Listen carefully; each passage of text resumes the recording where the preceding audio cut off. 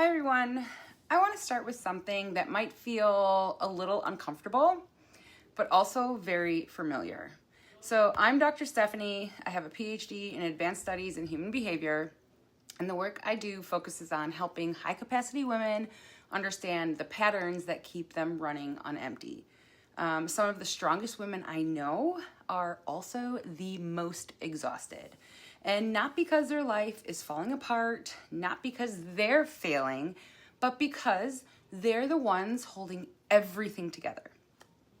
They're capable, they're dependable, they're the ones that people call when something goes wrong. They're managing families and careers and responsibilities and relationships and expectations. From the outside, their life often looks really good, and it is, but privately, they're running on empty. And the hardest part is that a lot of these women don't even realize and don't even feel like they're allowed to say that out loud. And because nothing is technically wrong, they love their families, they're grateful for their lives, they've worked hard to build what they have, they don't feel that they can. So when the exhaustion shows up, they tell themselves things like, I shouldn't feel this way, or other people have it worse, or I should be able to handle this. And they push and they push and they push through. Because that's what strong women do. But here's the truth that almost no one talks about. You can love your life and still be exhausted by it. And that exhaustion doesn't mean you're doing something wrong or you're weak or anything like that. It usually just means that you've been strong for a very, very long time.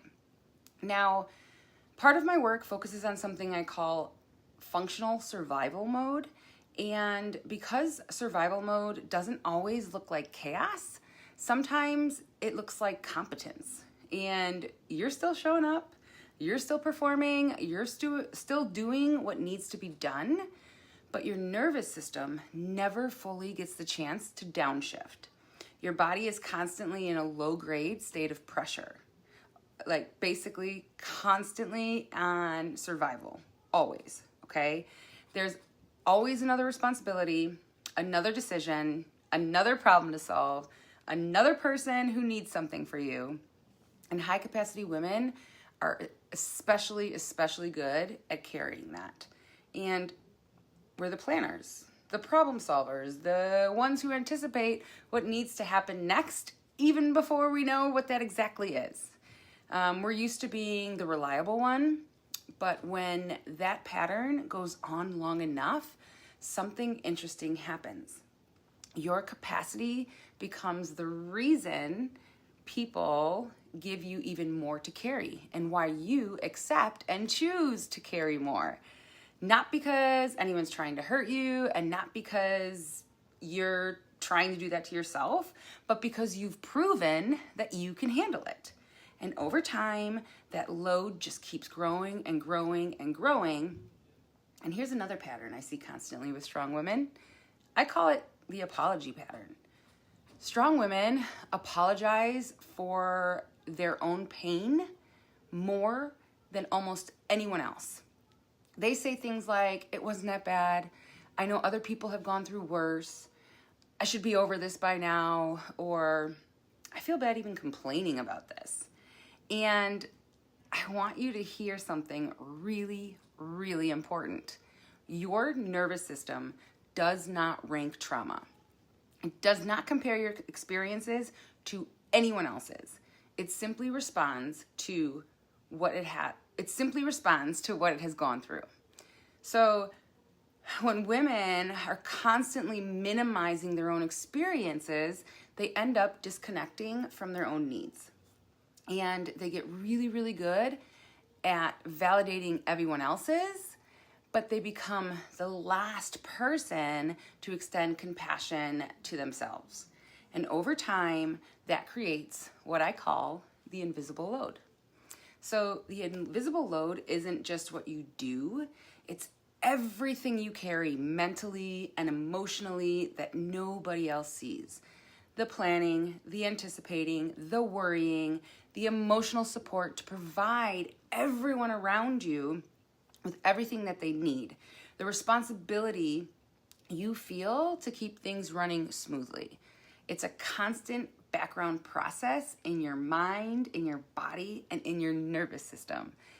And the problem is that when women carry that invisible load for too long, they start to believe that exhaustion is just part of who they are and how it's supposed to be.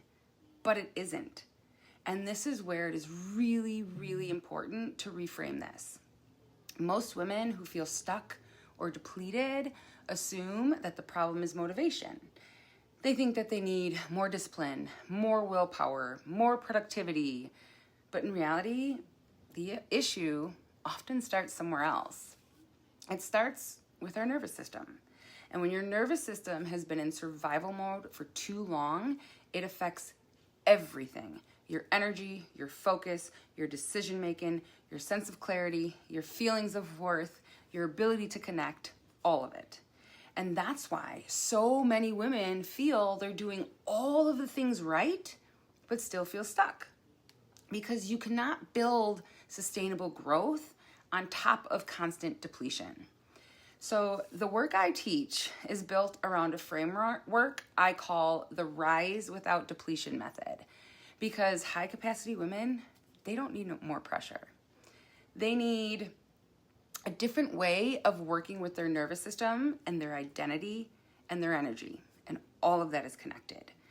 The method walks you through 5 parts, and that helps women move from survival mode into sustainable strength, which equals sustainable growth. So first, we help the nervous system come out of a constant survival mode. Then we begin recognizing the patterns that have been keeping you stuck in overfunctioning and depletion. And from there, we build on regulation and clarity so you can actually hear your own needs again. Then we shift into an aligned action that supports your life instead of draining it. And finally, we focus on integration so the change actually sticks instead of becoming another short-term fix or something else to do.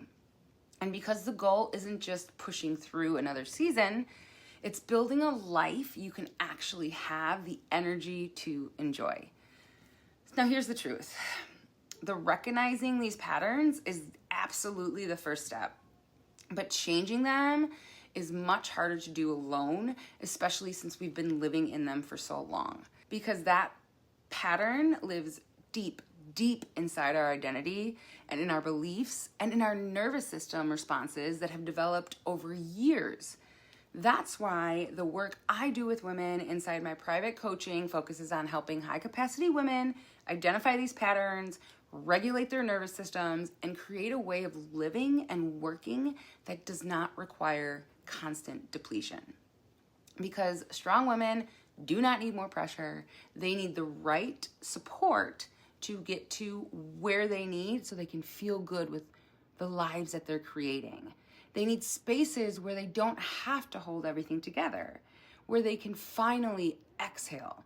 So if you're listening to this and realizing that you've been strong for a long time, but also tired for a long time, you're not broken, you're not failing, you're likely just operating in patterns that were designed to help you survive and not thrive. And the good news is those patterns can be changed. You deserve a life that doesn't require running on empty.